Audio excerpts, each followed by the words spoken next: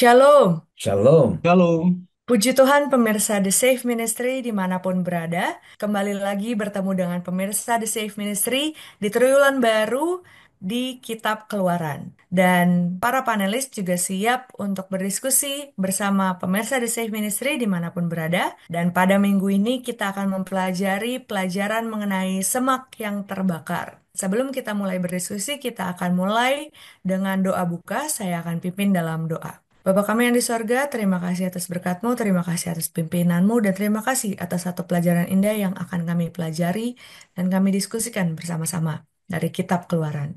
Bantu kami untuk bisa mengerti, bantu kami untuk bisa memahami. Terima kasih ya Bapa, di dalam nama Yesus Kristus kami berdoa dan mengucap syukur. Amin. Baik, sebelum kita mulai ke pelajaran lebih detail dari hari ke hari, kita akan mendengarkan pengantar akan pelajaran minggu ini oleh Pak Tobing. Baik, pemirsa The Safe Ministry, kita meneruskan kembali ke pelajaran dari Kitab Keluaran lebih dalam lagi dengan judul Semak yang Terbakar. Bagi kita pembelajar Alkitab, saya yakin kita sudah familiar dengan judul ini dan nanti kisahnya akan membicarakan apa, tapi kita perlu mengambil pelajaran-pelajaran penting dari pelajaran satu minggu ini. Kita coba lihat dulu ayat hafalan di Keluaran 3 ayat 7 dan 8. Dan Tuhan berfirman, Aku telah memperhatikan dengan sungguh-sungguh kesengsaraan umatku di tanah Mesir. Ya, jadi Allah itu memang pada umatnya itu memberikan perhatian yang apa? Yang sungguh-sungguh. Ya. Dan aku telah mendengar seruan mereka yang disebabkan oleh pengerah-pengerah mereka. Ya, kita tahu bahwa mereka akhirnya dipaksa oleh Firaun untuk kerja rodi di Mesir. Maka Tuhan bilang, aku mendengar seruan mereka yang disebabkan oleh pengerah-pengerah mereka ya. Pengerah-pengerah itu orang yang yang disuruh mengerahkan gitu ya, yang disuruh mengerahkan untuk memaksa mereka kerja paksa. Ya, aku mengetahui penderitaan mereka. Sebab itu aku telah turun untuk melepaskan mereka dari tangan orang Mesir dan menuntun mereka keluar dari negeri itu ke suatu negeri yang baik dan luas, suatu negeri yang berlimpah-limpah susu dan madunya. Ya, luar biasa Tuhan. Tuhan perhatikan kesengsaraan kita, Dia dengar seruan-seruan umatnya dan Dia tahu penderitaan umatnya. Dan bukan hanya itu, Dia dikatakan apa? Turun melepaskan mereka. Jadi bukan hanya sudah tahu menderita, Dia juga turun tangan. Nah, pelajaran satu minggu ini terkait panggilan Tuhan kepada Musa. Ya, bisa saja kita masing-masing sebenarnya juga mengalami seperti Musa. Ya, kita sebenarnya dipanggil Tuhan kok dengan misi masing-masing. Ya, tentu dipanggilnya tujuannya persis tidak seperti Musa, tapi pasti ada misi Tuhan yang Tuhan mau sampaikan melalui kita dan panggilan panggilan dari Tuhan itu bisa mengubah arah hidup kita. Ketika kita coba mengikuti panggilan Tuhan, kadangkala kita merasa di awalnya itu nggak mudah ya menerima panggilan itu karena bisa saja mungkin kita punya rencana lain atau punya pemikiran lain. Tapi kalau kita jalani, ternyata memang panggilan Tuhan itu adalah apa? Jalan yang terbaik bagi kita. Nah, sama seperti yang dialami Musa, nggak gampang bagi Musa menerima itu ya. Masalahnya adalah kan pertanyaan berikut, apakah Musa akan menjawab panggilan Tuhan itu? Ya, ini pertanyaannya sama seperti kita. Kita juga apakah kita akan menjawab, merespon panggilan Tuhan? Ya, awalnya dia nggak menerima panggilan itu ya karena dengan berbagai alasan nanti kita akan pelajari di pelajaran selanjutnya. Nah, oleh karena itu, pemirsa DCP, bisa saja kita sudah punya tujuan hidup. Ya, bisa saja kita punya rencana. Tapi bisa saja Tuhan mengalihkan rencana tersebut. Masing-masing kita, pribadi lepas pribadi. Saya sendiri dulu punya rencana, maunya saya begini. Lalu ternyata saya tidak mendapatkan itu dan berpuluh tahun saya merasa kenapa saya harus di sini. Tapi tiba-tiba apa? Sekian puluh tahun itu Tuhan memberi jawabnya. Oh, inilah makna mengapa dulu Tuhan panggil saya ke arah itu. Nah, saya yakin kita masing-masing pernah punya pengalaman unik masing-masing yang bisa saja kita kecewa kepada jalan hidup kita. Kenapa begini sih Tuhan bikin gitu ya.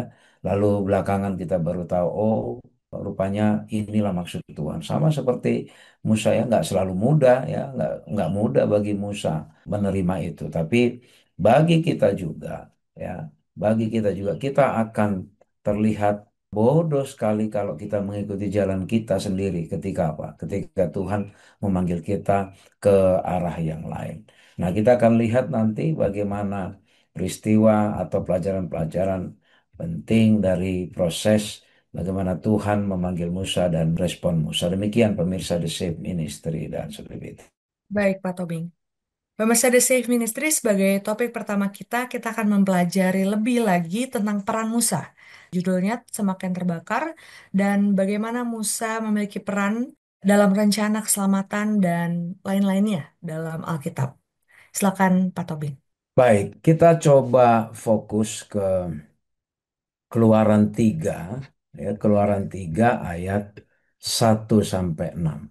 Ya, apa pesan yang mau disampaikan? Pertama, adapun Musa, ia biasa menggembalakan kambing domba Jitro mertuanya, imam di Midian. Sekali ketika ia menggiring kambing domba itu ke seberang padang gurun, sampailah ia ke gunung Allah, yakni Gunung Horeb. Ya, jadi Musa sudah hidupnya relatif sudah apa? Sudah stabil, sudah tenang. Dia dapat mertua Jitro, seorang imam dan punya kambing domba yang banyak. Ya, dia dia sudah berkeluarga lah ya, punya hidup yang normal gitu ya. Lalu kita teruskan, lalu malaikat Tuhan menampakkan diri kepadanya di dalam nyala api yang keluar dari semak duri. Lalu dia penasaran, semak duri itu menyala tapi tidak dimakan api. Heran dia ini, semak ada apinya, tapi kenapa semaknya tidak terbakar? Nah, itu ya. Lalu rasa ingin tahunya dia semakin dalam. Musa berkata, baiklah aku menyimpang ke sana untuk memeriksa penglihatan yang hebat itu. Mengapakah tidak terbakar semak duri itu? Wah, rasa ingin tahunya semakin dalam dia. Lalu dia putuskan, dah dia tinggalkan dulu kambing domba itu, dia datangin semak duri yang menyala tadi itu. Lah Tuhan lihat, wah ini Musa mulai periksa ke arah situ. Lalu Allah berseru, ya berseru, Musa, Musa, ya Allah, jawab Musa. Lalu ia berfirman, janganlah datang dekat-dekat, tanggalkanlah kasutmu dari kakimu, sebab tempat di mana engkau berdiri itu adalah tanah yang kudus. Ya, jadi Tuhan menunjukkan kepada Musa ya bahwa bagaimana ketika Tuhan hadir di satu tempat itu yaitu menjadi tempat yang tidak boleh sembarangan ya, itu tempat yang kudus. Jadi nggak boleh juga baik secara fisik maupun secara pikiran ya kita datang dengan anggap enteng dengan sembrono ya. Lalu ayat 6, Allah berfirman lagi, akulah Allah ayahmu, Allah Abraham, Allah Ishak, dan Allah Yakub. Ya, begitu Allah bilang seperti itu, lalu apa reaksinya? Musa tutup mukanya. Karena apa? Ia takut memandang Allah. Nah, pertanyaan ya di pelajaran sekolah sahabat, di pelajaran kita hari ini, betapa penting hal ini bahwa Tuhan memperkenalkan dirinya kepada Musa sebagai Allah Abraham, Allah Ishak, dan Allah Yakub. Ya, ada banyak pelajaran yang mau ditunjukkan kepada Musa ya dari pernyataan Allah itu. Ya, ketika Allah mengatakan, akulah Allah ayahmu, Allah Abraham, Allah Ishak, dan Allah Yakub. Ya, ini Allah sedang apa? Sedang menegaskan kembali, ya, menegaskan kembali siapa dia sebenarnya dan sedang memberikan apa? Memberikan satu kekuatan kepada Musa bahwa Allah yang sama yang dulu sudah memberkati bapak-bapak rohani yaitu Abraham, Ishak dan Yakub ternyata sampai sekarang ya dia juga yang apa? Masih menyertai dan bahkan apa? Allah yang sama juga yang disembah oleh siapa? Oleh ayahnya sendiri ya. Ini sebuah perkenalan yang langsung meyakinkan ya. Perkenalan yang menunjukkan legalitas ya, legalitas Allah ya, legalitas Allah di mana Allah sudah melihat ya, sudah melihat bisa saja si Musa ini punya keraguan dan memang nanti kita lihat bagaimana dia juga ragu ya nanti di kisah selanjutnya. Maka dia langsung di awal dia sudah langsung kasih tahu, ini Allahnya yang disembah ayahmu, Allahnya Abraham, Allah Ishak dan Allah Yakub. Nah, jadi pelajaran yang lain adalah apa makna dia di Allah sebutkan seperti itu. Pelajaran lain mengatakan Allah adalah Allah yang konsisten dengan janjinya yang menyertai umatnya. Yang lain lagi ya, pelajarannya adalah apa?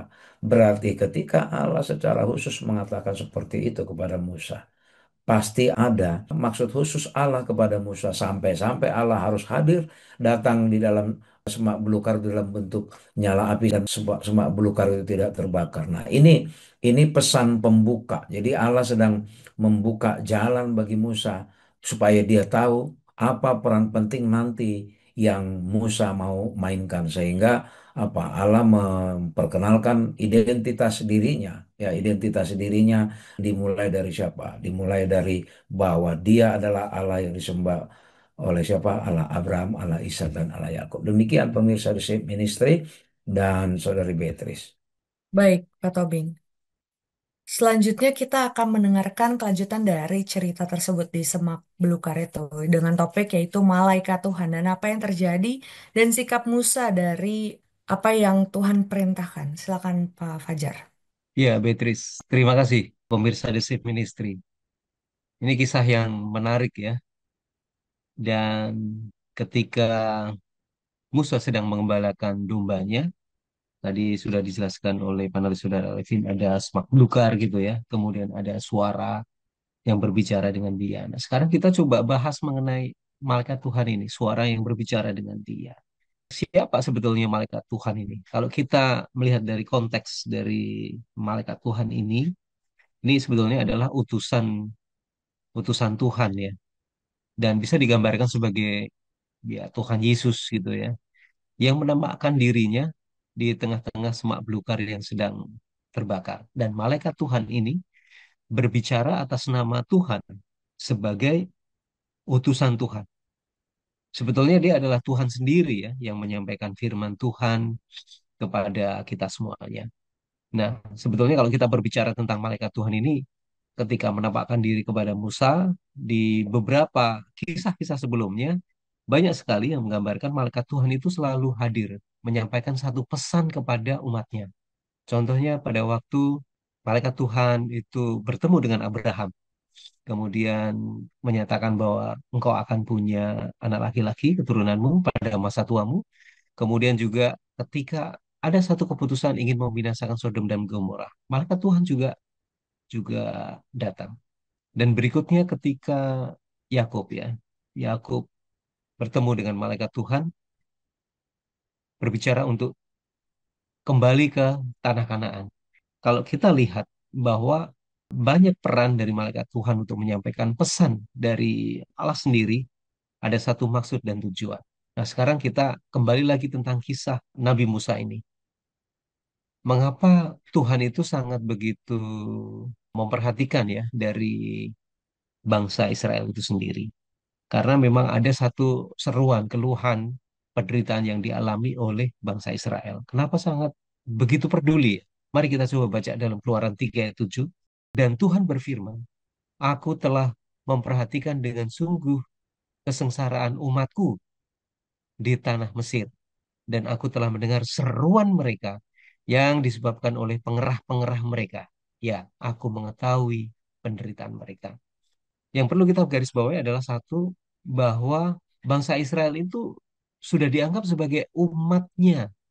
Jadi Tuhan menganggap bahwa bangsa Israel yang berada di tanah Mesir itu sudah diakui sebagai umatnya. Kemudian apa yang terjadi dengan bangsa Israel ini? Oh, ternyata mereka itu harus mengalami penderitaan ya. Ya, disiksa, kemudian harus kerja rodi di tanah Mesir itu. Jadi seruan penderitaan yang dialami oleh bangsa Israel di tanah Mesir itu sampai dengan telinga Tuhan. Oleh karena itu Tuhan bertindak untuk membebaskan mereka dari tanah Mesir.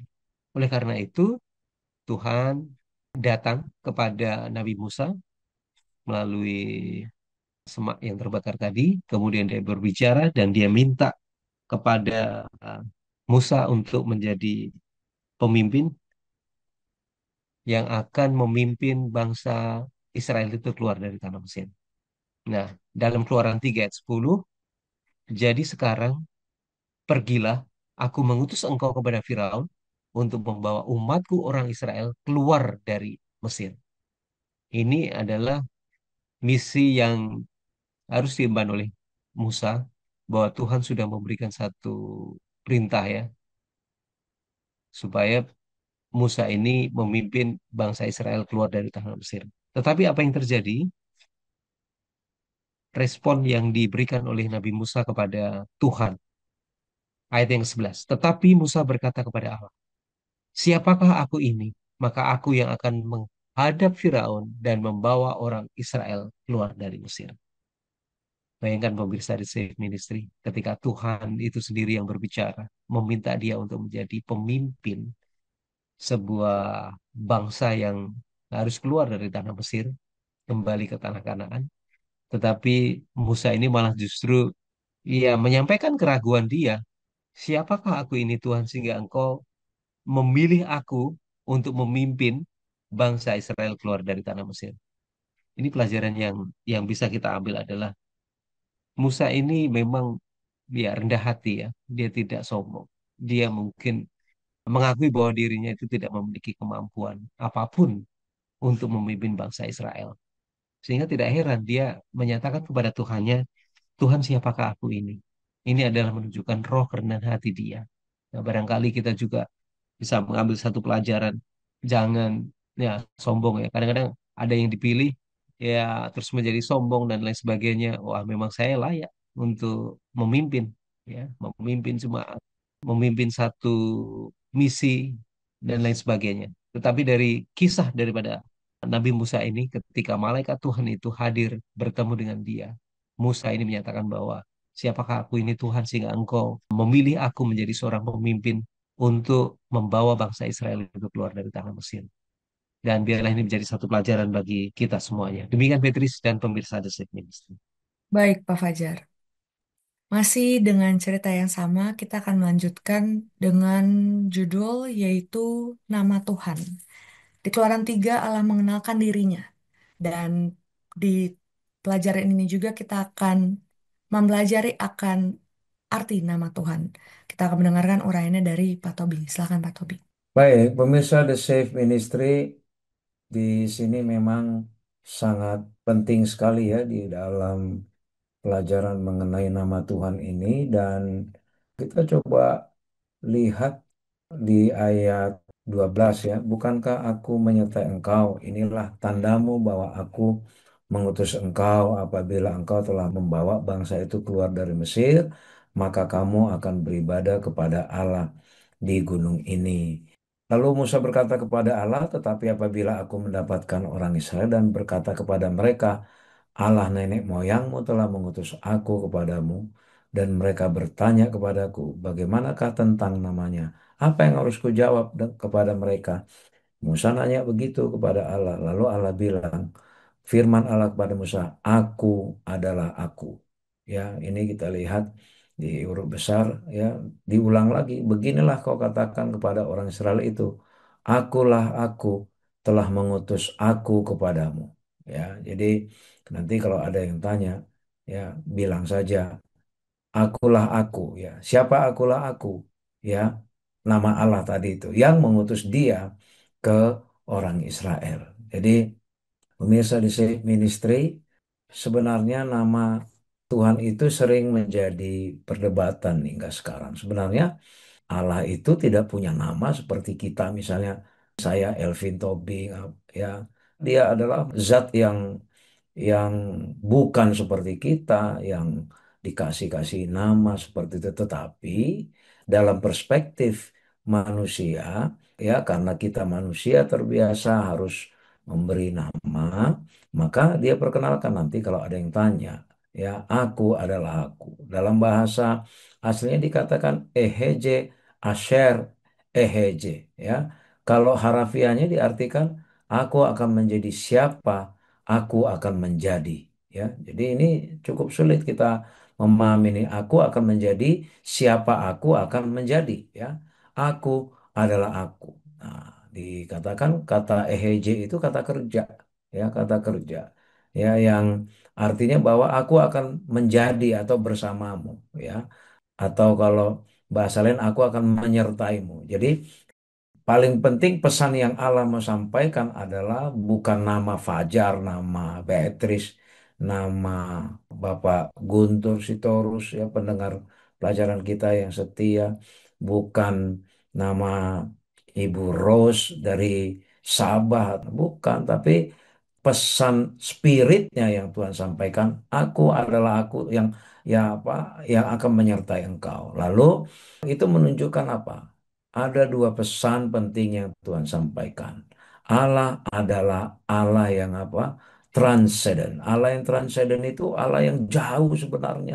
Derajatnya itu jauh dari kita. Dia sangat dia sangat dimuliakan, dihormati, ya. Transcendent itu tinggi, dia yang tidak bisa kita jangkau kalau dari segi apa? Kalau dari segi kemuliaan, wibawa, otoritas, ya. Jadi bukan porsi kita sebenarnya menama-namai dia. Tapi Allah adalah Allah yang imanen. Ya, walaupun dia transenden, Allah yang punya kuasa, punya wewenang tinggi, punya otoritas yang tidak seperti kita punya, yang kita tidak bisa ukur sebenarnya. Jadi pengetahuan kita sejauh ini ya Allah pencipta, Allah dan yang berkuasa terhadap langit dan bumi, itu hanya terbatas dari pemahaman kita sebagai orang berdosa. Ya, enggak tidak sesederhana itu, tapi di dalam kemuliaannya itu dia adalah Allah yang imanen. Ya, walaupun dia bertempat di tempat yang jauh dari kita, tapi dia itu ada bersama-sama kita. Ini lebih kepada itu pesan yang mau disampaikan, ya. Dia lebih lebih menyampaikan bahwa dia ada bersama kita. Kita siapa? Ya orang-orang yang menyesal dan rendah hati di dalam roh. Jadi Allah itu akan sangat dirasakan kehadirannya. Imanensinya itu sangat terasa. Bagi siapa? Bagi orang-orang yang menyesali dosanya, ya orang-orang yang rendah hati di dalam roh, ya. Maka dalam bahasa Ibrani YHWH itu, ya bahkan sebenarnya kita tidak punya cara baca yang paling tepat untuk itu, ya. Walaupun akhirnya dipersepsi para pembelajar, para sarjana Kristen menyepakati ya penyebutannya disebut Yahweh gitu, ya, Yahweh. Tapi itu bukan seperti identitas kayak di KTP gitu, ya. Bukan lebih kepada itu. Ini karena kan di beberapa kita Kristen juga sering jadi perdebatan bahwa memanggil Allah itu harus namanya Yahweh, ya YHWH itu sebenarnya bukan ke situ poinnya. Bahkan ada yang mengatakan bahwa kalau kalau kita tidak panggil YHWH nanti doa kita nyasar bukan ke Allah yang pencipta. Tidak sampai seperti itu pesan yang disampaikan oleh Allah karena memang kita itu sangat sangat terbatas sekali untuk menjengkal kekuasaan Allah itu. Tapi dengan kekuasaan yang hebat itu apa? Allah itu adalah Allah yang dekat dan intim dengan kita. Dia dekat dan mau campur tangan dengan urusan kita. Walaupun dia Allah yang maha kuasa, Allah yang maha tinggi, yang tidak ada makhluk lain bisa mengimbangi itu karena dia penguasa alam semesta, tapi dia adalah Allah yang imanen. Pesan itu yang Tuhan mau sampaikan kepada Musa di tengah-tengah semak belukar yang ada menyala api tapi nggak terbakar itu. Allah katakan, aku adalah aku. Jadi mujizat yang luar biasa bagaimana ada api tapi tidak terbakar semaknya. Tuhan mau sampaikan, ya, bahkan menunjukkan bahwa apa? Nggak bisa. Musa itu sebagai orang berdosa nggak bisa melihat Allah langsung. Maka ya hanya bisa dalam bentuk tuh nyala api di semak belukar. Karena kalau sampai ke transendenan Allah ditunjukkan, mati Musa itu. Tapi Tuhan, ya, aku adalah aku. Eheje Asher Eheje, mau menyatakan bahwa walaupun aku adalah Allah yang maha tinggi, Allah yang maha kuasa, tapi aku adalah yang imanen, yang dekat, yang perhatian, yang intim, dan mau turut campur tangan dalam urusan-urusan kita manusia di dalam penderitaan-penderitaan kita. Demikian pelajaran yang mau disampaikan kepada kita di hari ini. Baik, Pak Tobing. Selanjutnya kita akan mempelajari mengenai 4 alasan. 4 alasan yang Musa telah buat untuk menolak membawa bangsa Israel keluar dari tanah Mesir. Dan apa yang bisa kita pelajari untuk menjadi aplikasi bagi kehidupan kita. Silakan, Pak Fajar. Ya, Beatrice dan pemirsa The Safe Ministry. Ternyata ada satu negosiasi ya ketika malaikat Tuhan itu berbicara dengan Musa dan seakan-akan bahwa Musa itu enggan untuk melaksanakan tugas yang diberikan oleh Tuhan kepada dia. Ada beberapa alasan-alasan yang disampaikan oleh Musa ya, yang diungkapkan oleh Musa kepada Tuhan, kenapa dia harus dirinya ya. Nah, dan ini kita akan belajar apa sih 4 alasan ini sehingga dia seakan-akan itu menolak tugas yang harus diemban oleh Musa ini. Yang pertama adalah bahwa dia itu sudah merasa gagal. Dia sudah merasa gagal, pernah membantu orang Ibrani tuh ya dilepaskan lah. Tapi rupanya ini malah malah justru menjadi satu beban buat dia juga ya. Dia merasa gagal dengan cara dia sendiri untuk mencoba membantu salah satu orang Ibrani, tapi justru merugikan akan dirinya ya. Jadi ketahuan bahwa dia sudah membunuh salah satu penjaga orang orang Mesir, kemudian dikubur di di pasir gitu. Kemudian yang kedua adalah dia merasa bahwa dia itu tidak dipercaya oleh bangsa Israel itu sendiri kalau seandainya dia mengaku bahwa aku tuh sudah diutus oleh Tuhan ini menjadi pemimpin bangsa Israel. Dan berikutnya, selain dia tidak memiliki kemampuan dan bagaimana orang Israel itu percaya ya, meskipun sebetulnya malaikat Tuhan tadi sudah berkata kepada Musa bahwa dia akan tetap menyertai dan tunjukkan ada satu mukjizat-mukjizat ya, ada mukjizat-mukjizat yang diberikan oleh Tuhan yang sebetulnya bisa menambah nilai bagi Musa itu agar bisa dipercaya oleh bangsa Israel bahwa dia memang seorang pemimpin yang diutus oleh Tuhan. Tapi lagi-lagi dia seakan-akan nggak ya mungkin malas, mungkin apa ya karena dia mungkin merasa merasa tidak memiliki kemampuan. Nah, yang pertama ya, kita lihat dalam Keluaran 4 ya. Keluaran 4 kisah ini sangat menarik sekali. Keluaran 4 pemirsa bisa membaca secara lengkap dalam Keluaran 4 ayat 1 sampai ayat yang ke-17. Di situ ayat yang ketiga ya, firman Tuhan, lemparkanlah itu ke tanah, dan ketika dilemparkan tanah, maka tongkat itu berubah menjadi ular, sehingga Musa lari meninggalkan. Ketika ular itu dipegang ekornya oleh Musa, maka itu berubah menjadi tongkat lagi. Nah, supaya apa? Ayat yang kelima, supaya mereka percaya bahwa Tuhan Allah nenek moyang mereka, Allah Abraham, Allah Ishak, dan Allah Yakub telah menampakkan diri kepadamu.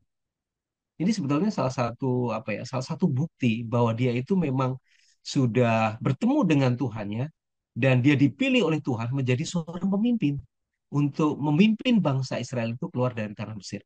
Supaya bangsa Israel itu ya percaya ya. Kemudian yang kedua, ketika dia memasukkan tangannya di dalam bajunya, dia terkena sakit kusta. Kemudian ketika dia masukkan lagi, sembuh kembali. Bahkan Tuhan itu sudah memberikan sampai 3 kali. Dia bilang, bahwa ketika engkau akan mengambil air dari sungai Nil dan harus kau curahkan di tanah yang kering, maka air yang kau ambil itu akan menjadi darah di tanah yang kering ini. Jadi sebetulnya Tuhan sudah menyiapkan satu mukjizat kepada Musa untuk menunjukkan bahwa Musa ini patut dipercaya bahwa sudah bertemu dengan Tuhan dan dia memang diutus menjadi seorang pemimpin yang akan membawa bangsa Israel itu keluar dari tanah Mesir. Ini argumen untuk mematahkan bahwa Musa itu menyatakan bahwa dia tidak dipercaya. Sekarang Tuhan tunjukkan, nih loh, kalau supaya kamu dapat dipercaya, tunjukkan bukti mukjizat-mukjizat itu. Ya, tongkat menjadi ular, kemudian tangan yang kena kusta, dan air sungai Nil yang dicurahkan ke tanah itu berubah menjadi darah. Tapi apa respon dari Musa ketika negosiasi ya? Ayat yang ke-10. Lalu kata Musa kepada Tuhan, "Ah Tuhan, aku ini tidak pandai bicara. Dahulu pun tidak, dan sejak engkau berfirman kepada hambamu pun tidak, sebab aku berat mulut dan berat lidah." Nah, ini alasan yang terakhir bahwa dia tidak, alasan yang keempat ya, alasan yang keempat bahwa dia tidak fasih berbicara. Karena ya wajar ya, mungkin udah 40 tahun dia di Midian, memang dia belajar bahasa Mesir ketika dia hidup 40 tahun pertama di Mesir. Dan dia nyatakan itu kepada Tuhan. Tetapi apa kata Tuhan? Ayat yang 11, firman Tuhan kepadanya, siapakah yang membuat lidah? Bukankah aku, yakni Tuhan. Sebetulnya Tuhan sendiri berbicara dengan Musa itu memberikan keyakinan kepada Musa bahwa tidak usah khawatir, tidak usah takut, tidak usah takut, tidak usah merasa rendah diri gitu ya, bahwa Tuhan yang akan menyertai, yang akan berbicara. Dan sekali lagi Tuhan menyatakan, aku akan menyertai lidahmu dan mengajar apa yang harus engkau katakan. Ini sudah final nih ya, sudah mau final, sudah mau di ujung ini. Sebetulnya tinggal ya atau tidak. Tapi lagi-lagi Musa katakan, sudahlah Tuhan, cari orang lain lagi. Bayangkan bagaimana Tuhan meyakinkan kepada Musa bahwa dia itu sudah diutus, sudah diberikan mukjizat-mukjizat, kemudian diberikan pengharapan bahwa Tuhan itu akan menyertai dia. Tapi lagi-lagi terakhir nih, dia katakan, aduh Tuhan, carilah orang lain. Apa nggak marah itu Tuhan? Marahlah. Maka bangkitlah murka Tuhan terhadap Musa. Dan ia berfirman, bukankah di situ Harun orang Lewi itu kakakmu? Aku tahu bahwa ia pandai berbicara. Lagi pula ia telah berangkat menjumpai engkau. Dan apabila ia melihat engkau, ia akan bersuka cita dalam hatinya. Inilah janji pengharapan yang diberikan Tuhan. Bahwa semua apapun alasan, empat alasan dia gagal, dia tidak dipercaya, dia tidak layak, dia tidak bisa berbicara, semua dipatahkan oleh Tuhan.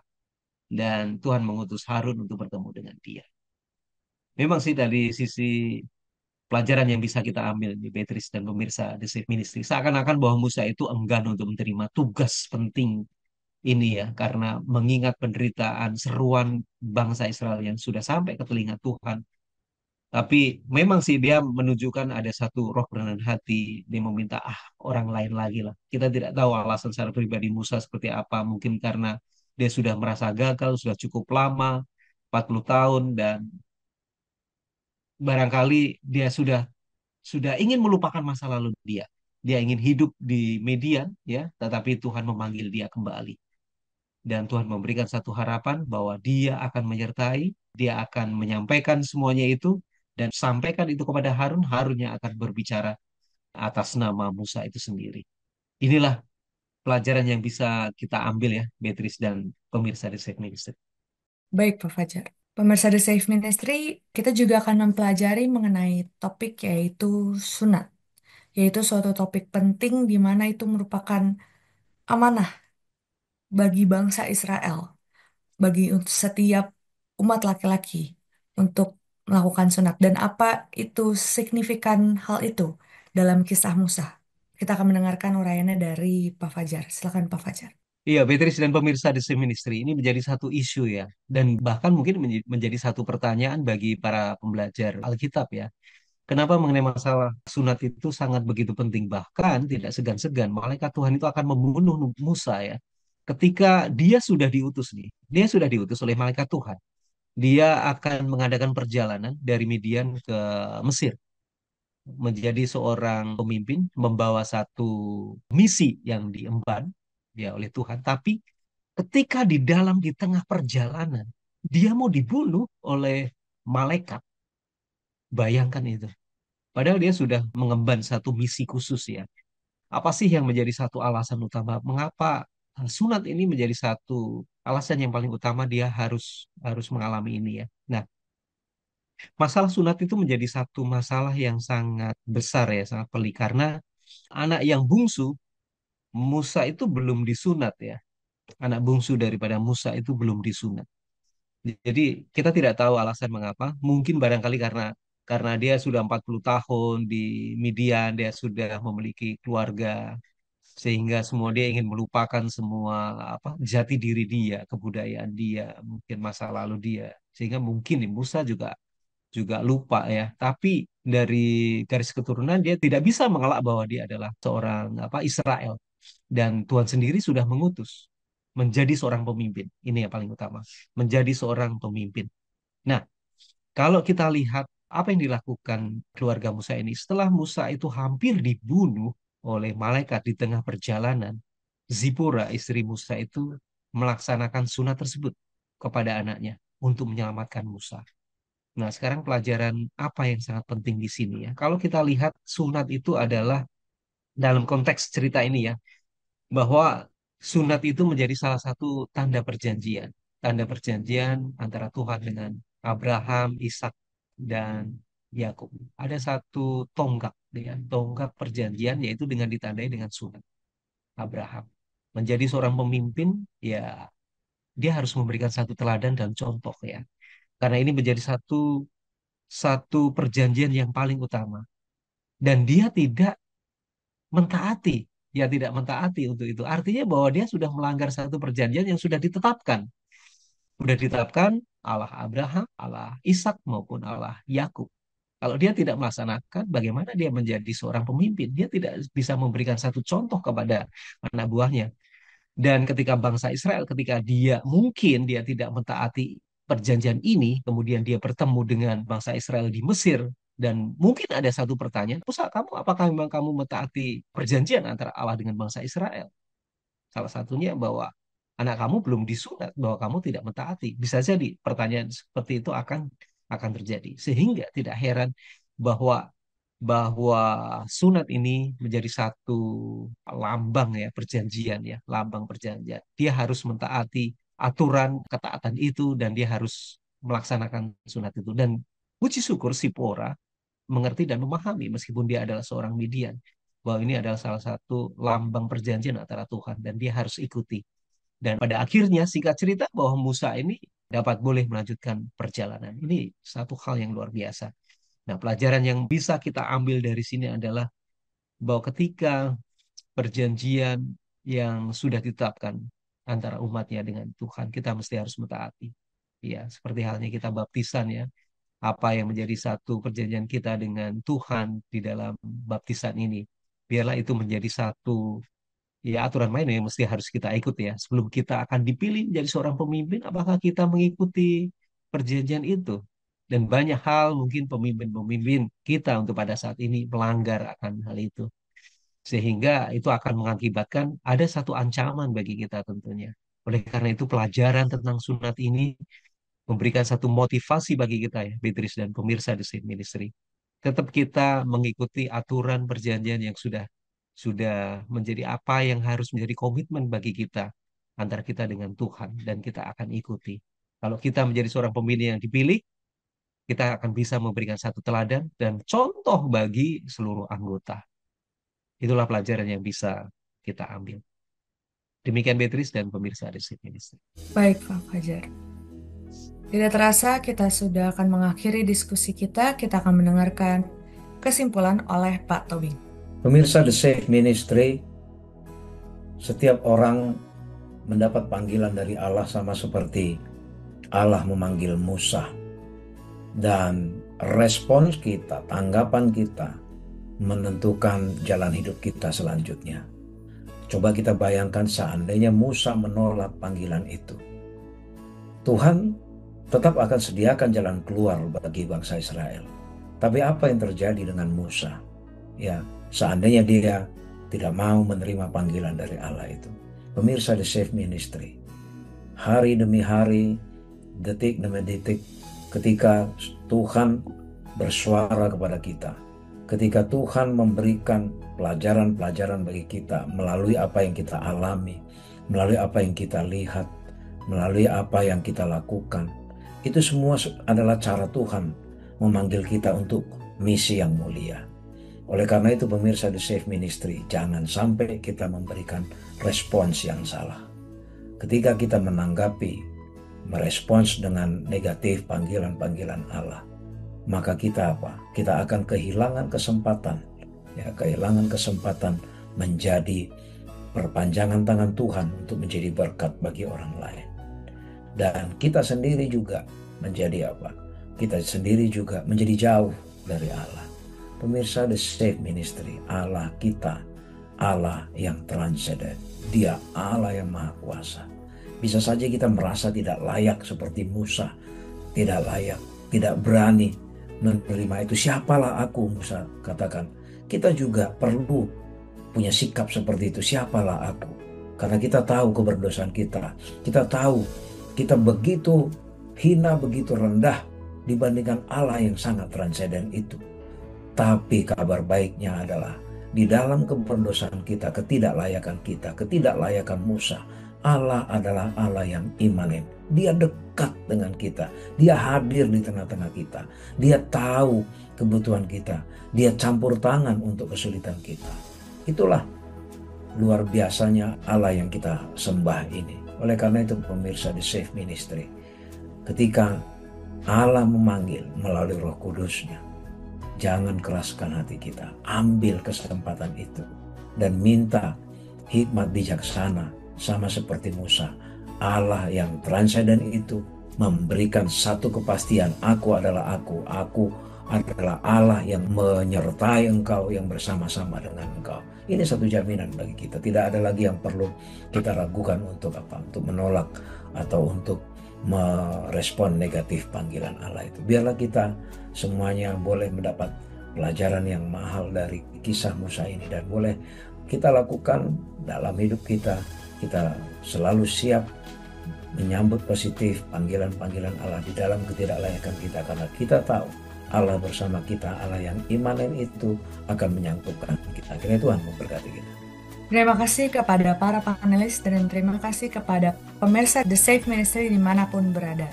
Kami berharap pemirsa The Safe Ministry mendapatkan inspirasi baru atas kesiapan kita dalam panggilan Tuhan untuk melayani. Kita akan tutup diskusi kita dengan doa yang akan dipimpin oleh Pak Fajar.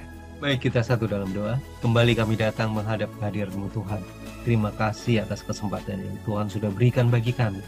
Ketika Engkau akan memanggil kami, biar kami dapat boleh bersiap sedia. Kami menyadari bahwa kami tidak memiliki satu kemampuan apapun, tidak layak untuk di hadapan Tuhan, mengemban satu tugas, satu misi untuk menyampaikan kabaran Injil ke seluruh dunia. Namun Engkau sudah memberikan bagi kami satu pengharapan, satu janji bahwa Engkau akan menyertai kami. Engkau akan berbicara melalui mulut kami, dan biarlah Engkau akan utus kami kemanapun kami pergi. Dan biarlah ini menjadi satu tonggak perjanjian kami untuk selalu percaya, rendah hati, tidak sombong, agar kami siap menjadi tangan kepanjangan Engkau, membantu menyelesaikan pekerjaan Tuhan di atas dunia, sembari kami menanti akan kedatangan Yesus yang tidak lama lagi. Memberkati seluruh pemirsa dimanapun mereka berada, bila mereka juga bersiap untuk menerima akan panggilan Tuhan. Kami serahkan semuanya Bapa ke dalam tangan Yesus Kristus, penebus dan juru selamat kami. Kami berdoa dan mengucap syukur. Amin. Amin. Puji syukur atas satu pelajaran yang telah kita sama-sama diskusikan, atas panggilan Tuhan untuk kita melayani, dan sukacita yang kita rasakan untuk kita diingatkan untuk selalu bersiap untuk melayani Tuhan dan orang-orang sekitar kita. Kita juga mengingatkan kepada pemirsa di Safe Ministry untuk jangan sampai ketinggalan akan pelajaran Sekolah Sahabat setiap minggunya. Oleh karena itu, jangan lupa langganan di channel The Safe Ministry. Dan juga jangan lupa suka dengan video kami, bagikan video ini dengan orang-orang sekitar, dan juga tinggalkan pesan di kolom komentar. Sampai bertemu di pelajaran berikutnya. Tuhan Yesus memberkati kita semua. Shalom. Shalom. Tuhan Shalom. memberkati. Tuhan memberkati.